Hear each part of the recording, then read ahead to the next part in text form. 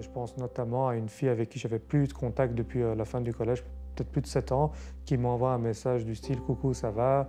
Ça te dirait qu'on se voit?» etc. Donc j'ai su que c'était vis-à-vis de l'argent que je gagnais. Donc ça a un peu changé ma manière de voir mes amis et surtout les gens.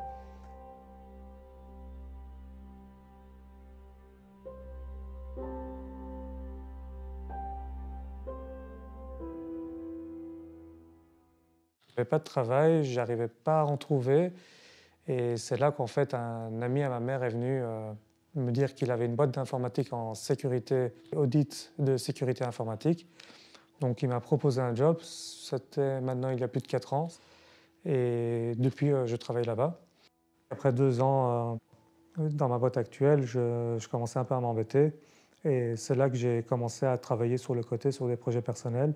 Et justement, en été 2016, il y a la fureur de Pokémon Go qui s'est lancée. Et j'ai décidé de surfer la vague et j'ai fait un petit site qui me permettait à moi et à d'autres joueurs d'accélérer la progression. Et le site a eu justement beaucoup plus de succès que prévu. Il faut savoir qu'après seulement 2 semaines, euh, le budget du site commençait quand même à s'étoffer. J'ai décidé de faire de la pub. Et il y a des gens qui m'ont contacté justement pour avoir un système de sponsoring, acheter de l'espace publicitaire sur mon site. Et avant même de le savoir, le site me rapportait une somme astronomique.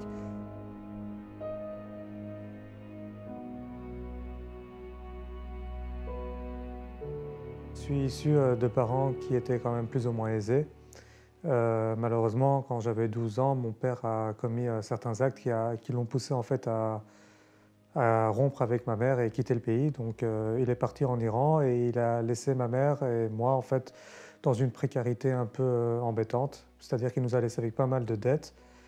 C'est ce qui m'a amené à la base à, on va dire, un peu faire des bidouilles en informatique pour essayer de gagner via Internet pas mal d'argent en fait. Je passais énormément de temps sur un ordinateur, je jouais pas trop avec des amis ou quoi que ce soit. Donc moi après l'école, je rentrais, j'allais directement sur un PC et je faisais mes petites magouilles, comme on disait, pour gagner de l'argent. Donc ça m'a donné une certaine expérience en piratage et en développement informatique.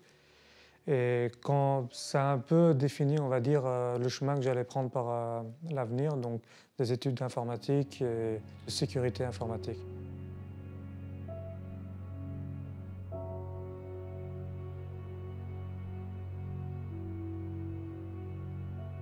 J'ai toujours été une personne assez introvertie, c'est-à-dire que je passais énormément de temps sur un PC. Niveau rapport humain, euh, je n'avais pas énormément de contacts à part les amis que je connais depuis, on va dire, plus de 15 ans maintenant, 15-16 ans, depuis le début du collège en fait.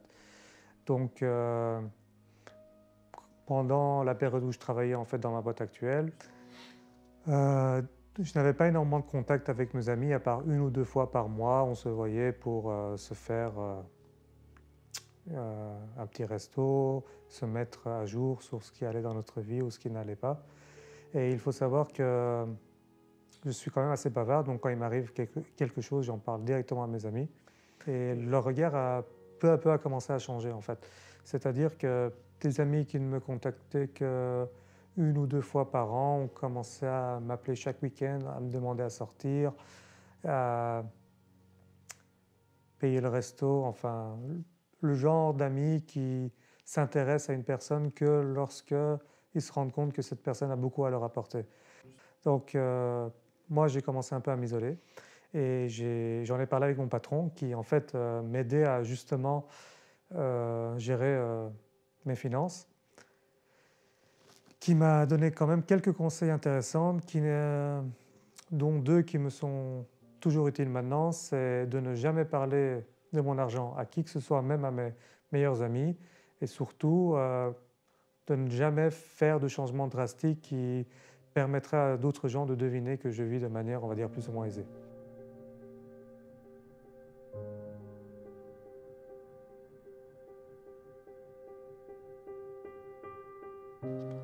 Étant donné que je suis introverti de base, il faut savoir que je n'ai pas énormément d'amis, à part les amis que j'ai rencontrés au collège.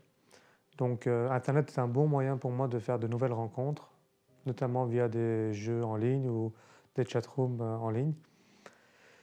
Je me sens quand même plus à l'aise à parler de ma situation personnelle sur Internet qu'à des gens que je côtoie dans la vie réelle. On est plus à l'aise à se divulguer à des gens qu'on ne voit pas car on ne voit pas vraiment de jugement. On parle à une personne qui est derrière un écran, donc qu'on ne verra sans doute jamais. Donc il y a une certaine liberté, une certaine aisance à parler à des gens en ligne pour moi. Donc Internet, c'est un outil qui me permet de m'émanciper et de parler de ma situation à des gens que je ne verrai sans doute jamais. Mais ça n'implique pas que je ne verrai jamais ces gens parce qu'il y a des liens qui peuvent se former et notamment avec mon ex-fiancé que j'ai rencontré d'abord via un chatroom en ligne et ensuite dans la vraie vie, ou d'autres amis que je côtoie régulièrement encore maintenant, que j'ai rencontrés d'abord via Internet.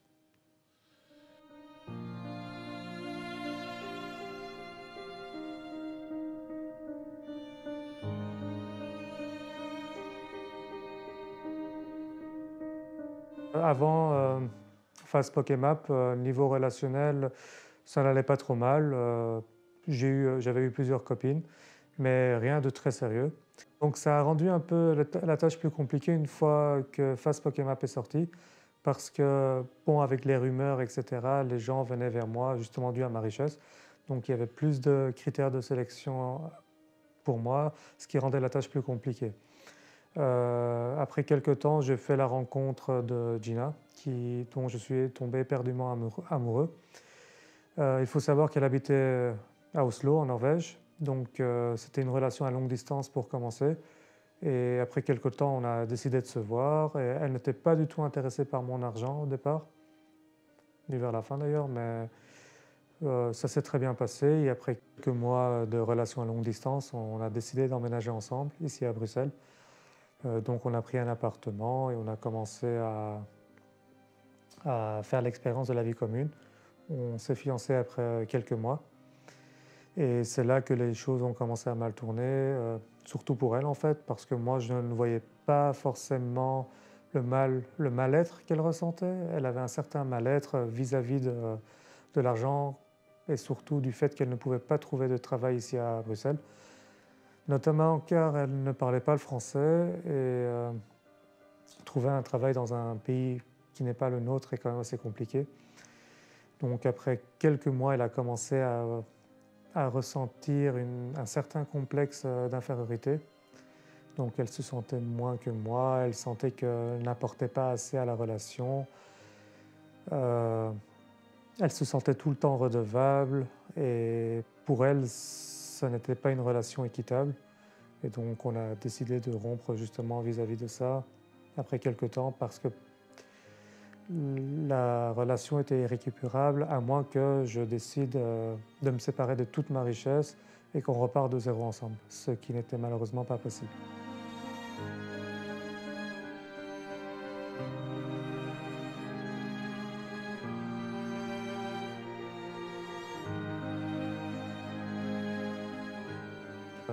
Je ne supportais pas de vivre seul dans un appartement que j'avais partagé avec elle. C'est pour ça que j'ai décidé de revenir vivre avec ma mère, peu importe l'âge que j'ai, vu que c'est une personne digne de confiance, avec qui je m'entends très bien, et je n'ai pas à me soucier du fait qu'elle veuille profiter de moi ou de quoi que ce soit, car elle m'a toujours soutenu pendant mon enfance et je sais qu'elle me soutiendra encore pour des années à venir.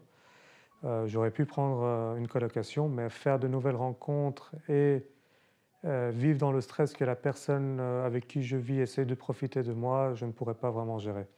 Ça, c'est un des alinéas d'être dans ma situation, c'est que ça devient assez compliqué d'établir de nouveaux contacts avec des gens, vu qu'on se soucie toujours qu'ils essayent de profiter de nous. Donc c'est pour ça que pour moi, vivre avec ma mère est le choix le plus judicieux que je pouvais faire. Pour le futur, vu que j'ai quand même vécu sous pas mal de stress ces 2 dernières années, je pense faire une année sabbatique prendre un peu de recul, faire un tour du monde et me changer les idées pendant un an. Un peu m'isoler en fait de l'aspect financier, de l'aspect stress que j'ai développé ici en Belgique et surtout faire de nouvelles rencontres dans des pays étrangers.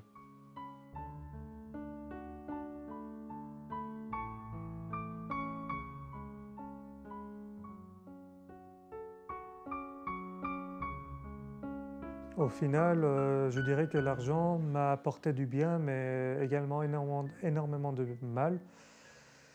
On dit souvent que l'argent fait le bonheur, mais ah, ça fait maintenant 2 ans que Fast Pokemap a fermé, 2 ans que je me trimballe avec une certaine richesse.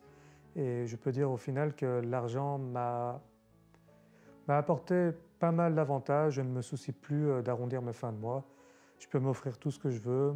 Si j'ai envie de me faire un petit plaisir, je peux le faire.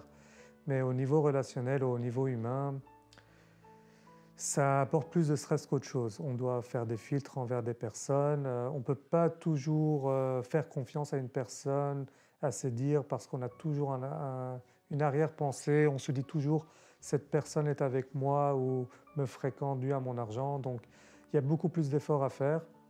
Par exemple, avec mes amis, mais par exemple, même avec mon ex-fiancé, l'argent a créé des conflits relationnels, un déséquilibre en fait entre deux personnes. Et pour moi, si c'était à refaire, je pense que j'aurais donné tout mon argent à une association pour essayer d'avoir une relation stable.